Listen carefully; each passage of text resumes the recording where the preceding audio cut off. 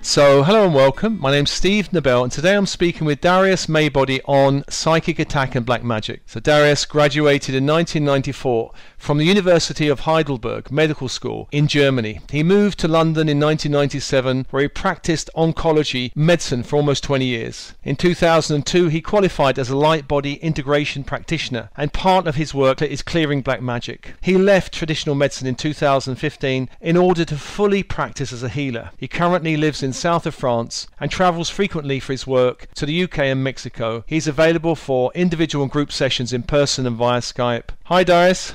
Hello Steve, thanks for having me. Oh, my pleasure. This is a really juicy subject here. I'm going to jump straight in. Just for our listeners, what is black magic? Okay, well, let me give you some basic information. There are multiple dimensions of our reality that exist simultaneously, but for most people, their consciousness experiences only one, which is called the third dimension. So daily life happens there, positive as well as negative things. For example, physical or emotional abuse of power. And this third dimension is governed by the classic physical laws, the Newtonian laws. And but some other people know how to access other dimensions. And this ability can be used to exert power over others against their will. So this happens then outside the normal reality of the third dimension, outside the classic physical laws. And that can be called black magic. And it happens in the fourth dimension.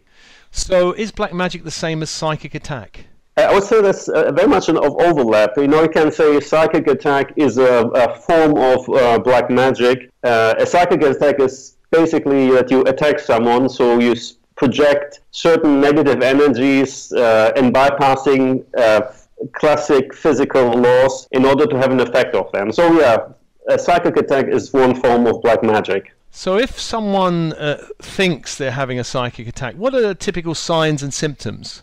Yeah, so this is something, sometimes people know that they have an attack. They can be very sensitive, but for some people, especially if they think that black magic does not exist, it may be difficult to figure that out. And then often the help of someone who knows about black magic and how to deal with that would be very helpful. But it can be that certain situations happen in the person's life that don't make any sense. For example, someone has a wound that is simply not healing, and you go to the doctor and the doctor don't know what to do. Or you have constantly accidents, or you simply don't know how to maintain good relationships, even though you try your best. So if our common knowledge is coming to an end of certain things, that may be a sign that black magic plays a role in what's happening. Well, so perhaps things like constant bad luck, or feeling stuck or blocked, or perhaps oppressed or held energetically somehow? Yeah, that can be. I mean, black magic is one of the possibilities. Obviously, there can be a karmic debts play a role with that, but black magic is certainly one thing as well, especially if someone did already a spiritual work in order to address any kind of issues. Yeah. What about illness, such as like constant headaches or pains in the body? Could that also be, I mean, there can be medical issues there, but can it also be a sign of someone just hurling something at them energetically? It's possible. As I said, it can be very difficult to find, and certainly if someone has any kind of medical symptoms, I would always advocate to look for medical to have a medical examination done as well. But if this doesn't come to a conclusion, then certainly black magic may play a role of that. Yeah. Now, I know in my role as a director of alternatives, we dealt with all kinds of healers and shamans. And of course, in a lot of countries, shamanic practice, it's kind of normal. I guess in Mexico or perhaps Haiti or parts of Africa or, parts of South America, black magic's just a part of life. Something's going on.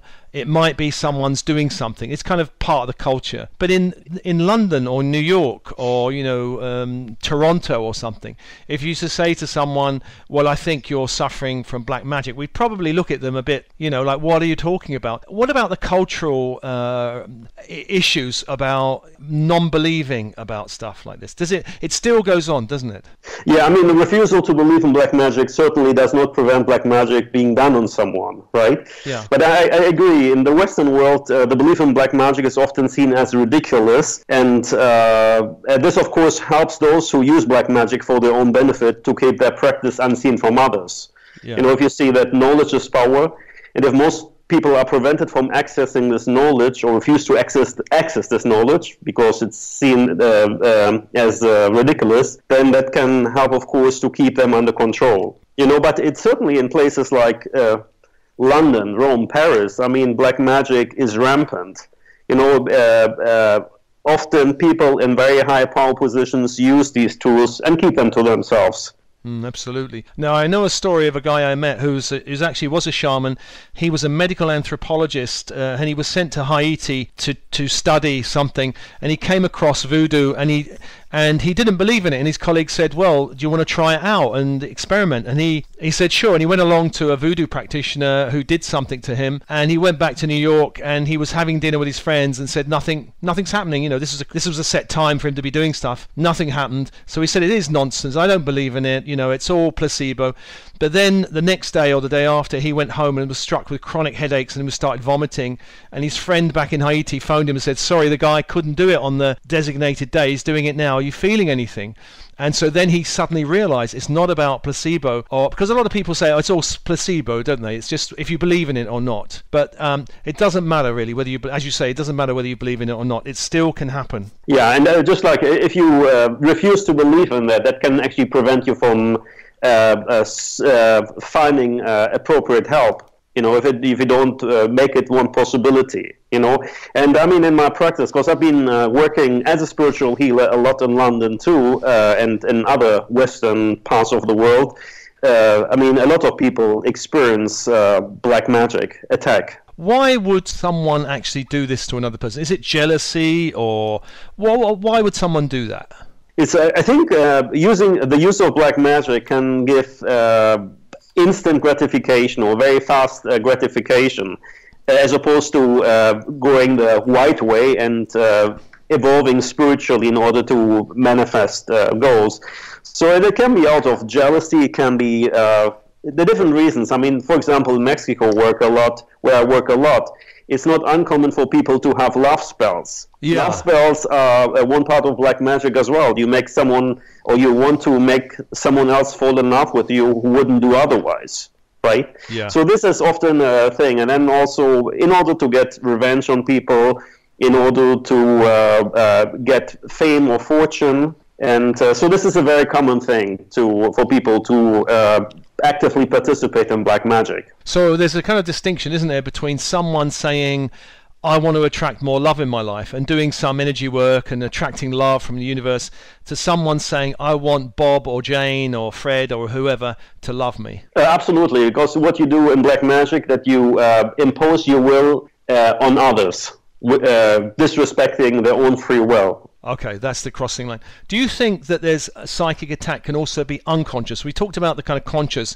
going to a shaman or a juju practitioner or something. But what about just sending hatred towards someone? Is that a form of black magic? Oh, there's actually, there's like black magic can range from attacks like this, that you just send someone a negative thought, like, I wish you dead, or I wish you're going to break your leg. This is one form of black magic too, a weak one, but obviously that can... The other spectrum would be then that people practice human sacrifice during a ritualistic satanic ceremony in order to get fame and fortune and power. Yeah, it seems almost unbelievable that someone would do that. Well, actually, I think there's as the truth is coming out during this time of ascension, we will see more and more. Actually, and something's coming out. If you just look at... let's say a lot of knowledge is available already for those who want to accept the truth. So how does it work? How can someone actually send consciously black magic or inviting lower frequency forces against someone? How that functions. Yeah, how would they do it? What would they kind of do? Is it kind of ritualistic? Is it just sitting there meditating, focusing on someone with hatred? How roughly would someone do this kind of thing? I mean, I'm not trying to encourage people to do it. Just to, this is. I mean, I think just before we even say these things, I would say there's a price people have to pay for using black magic. You may get instant gratification, but also you certainly sell parts of your soul essence, and you can. You have to accept that you can create a lot of damage to your own soul, whether in this lifetime or in subsequent lifetimes, right? Yeah. You know, but it's basically, actually I don't want to go really into detail how to practice black magic. Okay, fair enough. But some people may feel tempted then, you know, certainly it's who wants to do that, I'm sure they'll find their ways as well. Okay, fair enough. Yeah, fair enough. But I think just to understand, it can happen, it's not immediately that the first step is doing a child sacrifice. You know, it can start very harmless that someone paints a specific geometric pattern on the floor, lights a candle, and writes something on a piece of paper and burns it then, right? Right. So it often starts very easily, but it can, then there's gentle steps that can ultimately lead to the most horrendous crimes. Yes, for sure. So let's talk about clearing and releasing. I mean, before we talk about some specific things that can help people, how do you work with clearing these kind of things? So as I mentioned before, so you can say that black magic happens in the fourth dimension, so one dimension above our normal daily reality. So in my work, in the light body integration work, what I'm doing, I help people to raise their frequency in very structured, short steps. And the aim is basically to raise the consciousness from the third to the fifth dimension. So being in the fifth dimension, which is above the fourth dimension, if you're above the level of black magic cannot have a power over you anymore. Brilliant. Have you got any tips that you would give someone how do they protect themselves or clear them or release black magic? If they haven't got access to you immediately, is there something they can do that might help?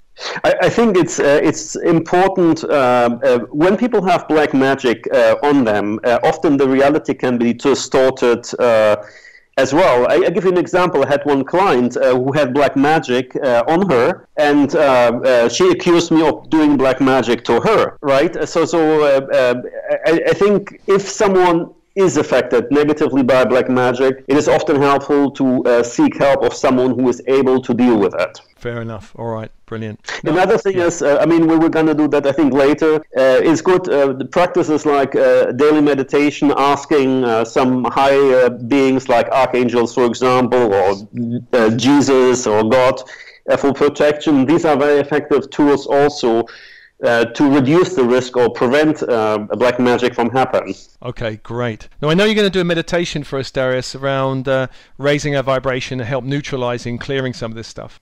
That's right, yeah. I'll pass it over to you, Darius, then. I start with a meditation, okay? Okay, brilliant. I'll just, for you, some information. Many of you will be familiar with the 7 chakras of the body, the base, navel, solar plexus, the heart, throat, brow, and crown chakras. And these are energetic centers that help us to experience the third dimension, our normal reality. In addition, we have other chakras that are outside and above the physical body. These include the alpha and the omega chakras that are 1 hand length above the head and 1 hand length below the base of the spine. And also we have the chakras number 8 to number 14 that are situated further above the head. And they correspond to higher dimensions, specifically, in this case, the dimensions number 4 to 6. The meditation, what we're going to do in a second, is called Unified Chakra Meditation. And in this, we'll merge all these chakras one by one. And we'll begin by visualizing a brilliant white ball of light at the side of the heart chakra. And with each additional step, this ball of light that has at its center the heart gets bigger and encompasses more and more of the chakras. And once we united all the chakras, we will ask Archangel Michael for protection. Archangel Michael is very good for dealing with black magic, to protect us from black magic. And for that, I will ask you then to repeat a request, the request for him after me. And you can either do that by repeating the words out loud, or you can say them in your mind telepathically. And for the meditation, it is best to sit upright. Okay, so we start with the meditation, and center yourselves. Take a deep breath in. And on your out breath, release all the stress. Take another deep breath. And again, on your out breath, you release all the stress. We now start with the meditation. Breathe in light through the center of your heart, opening your heart into a beautiful ball of light.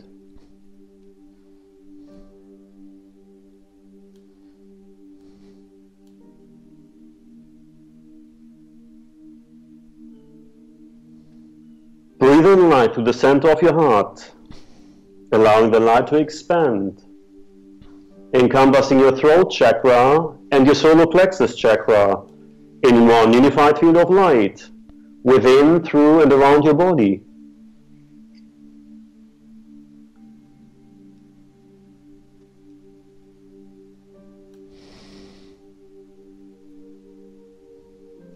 Breathe in light through the center of your heart, allowing the light to expand, encompassing your brow chakra and your navel chakra in one unified field of light, within, through, and around your body.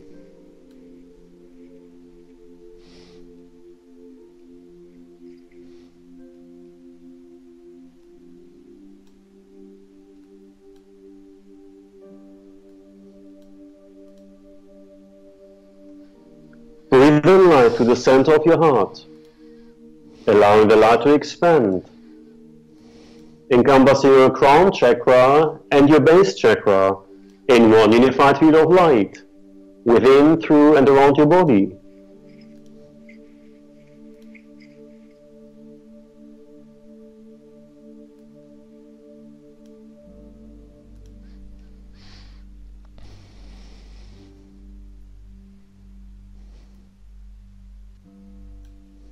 Breathe in light to the center of your heart, allowing the light to expand, encompassing your alpha chakra, one hand length above your head, and your omega chakra, one hand length below the base of your spine, in one unified field of light, within, through, and around your body.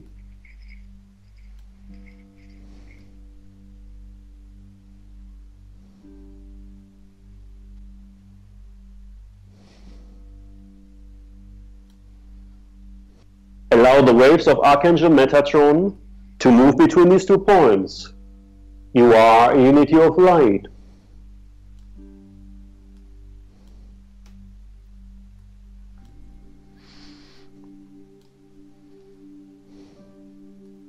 Breathe in light to the center of your heart, allowing the light to expand, encompassing your 8th chakra above your head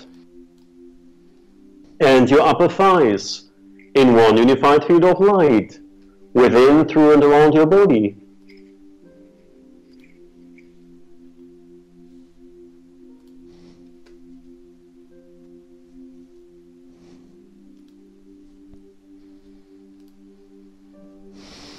Allow your emotional body to merge with your physical fields. You are a unity of light.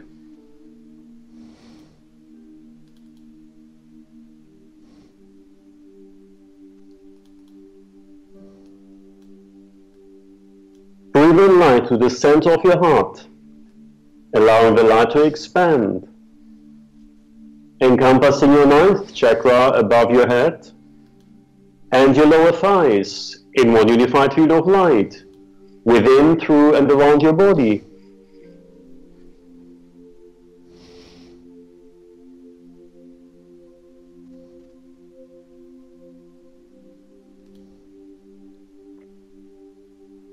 Allow your mental body to merge with your physical fields.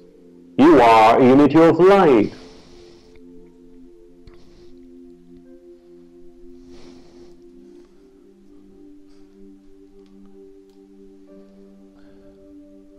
Breathe in light to the center of your heart, allowing the light to expand,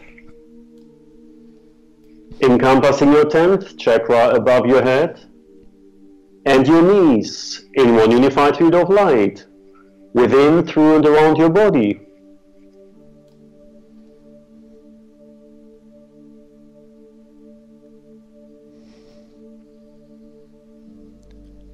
Allow your spiritual body to merge with your physical fields, creating the unified field.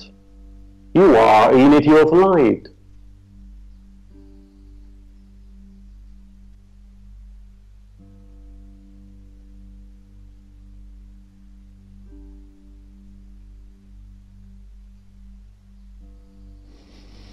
Breathe in light to the center of your heart, allowing the light to expand, encompassing your 11th chakra above your head and your upper calves in one unified field of light, within, through, and around your body.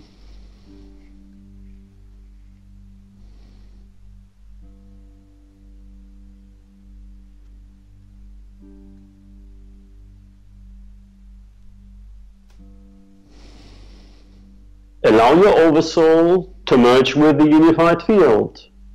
You are a unity of light.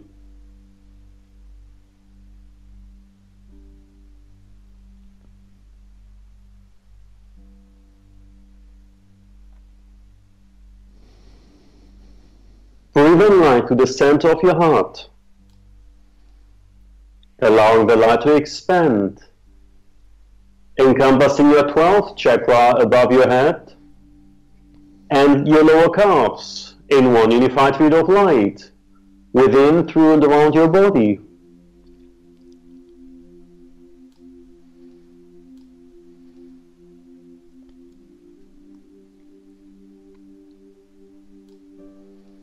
Allow the Christ consciousness to merge with the unified field. You are a unity of light.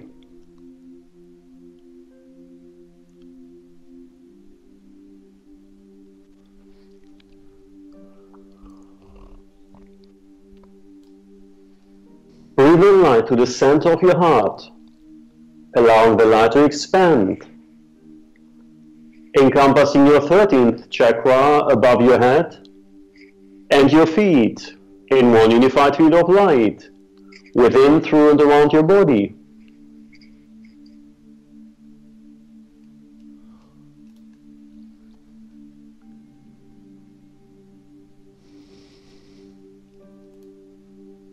Allow the I Am Oversoul to merge with the unified field. You are a unity of light.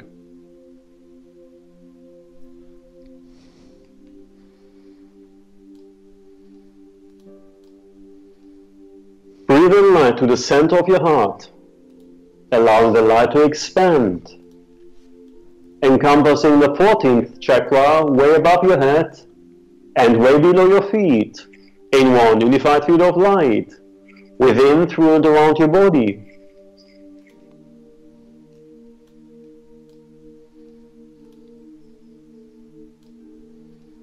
Allow the Source's presence to merge throughout the unified field. You are a unity of light.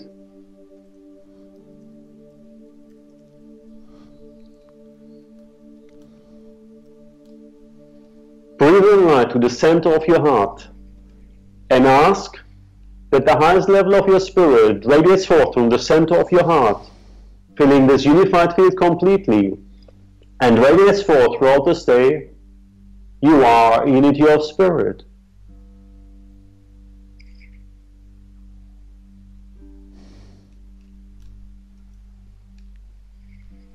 Now focus on your Omega chakra, which is 1 hand length below the base of your spine, and send a brilliant white ray of light through your body chakras and out of your crown, connecting this ray of light with the higher chakras and sending it further to the source.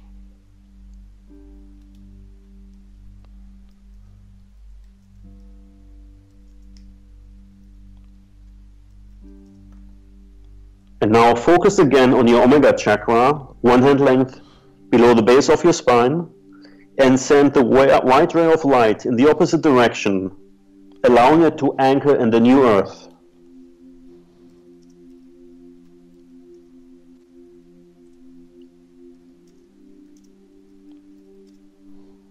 Now we will ask Archangel Michael for protection, so please repeat after me.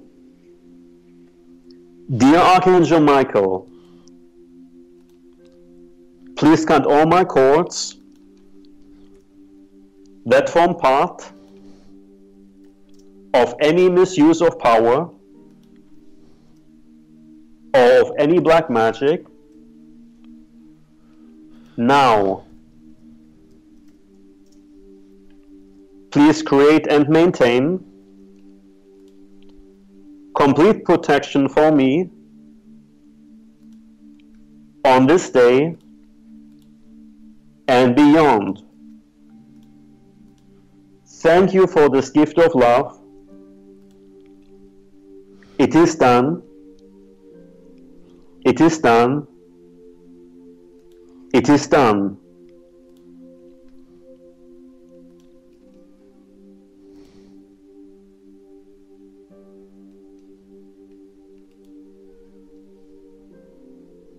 So now you can gently come back into your body.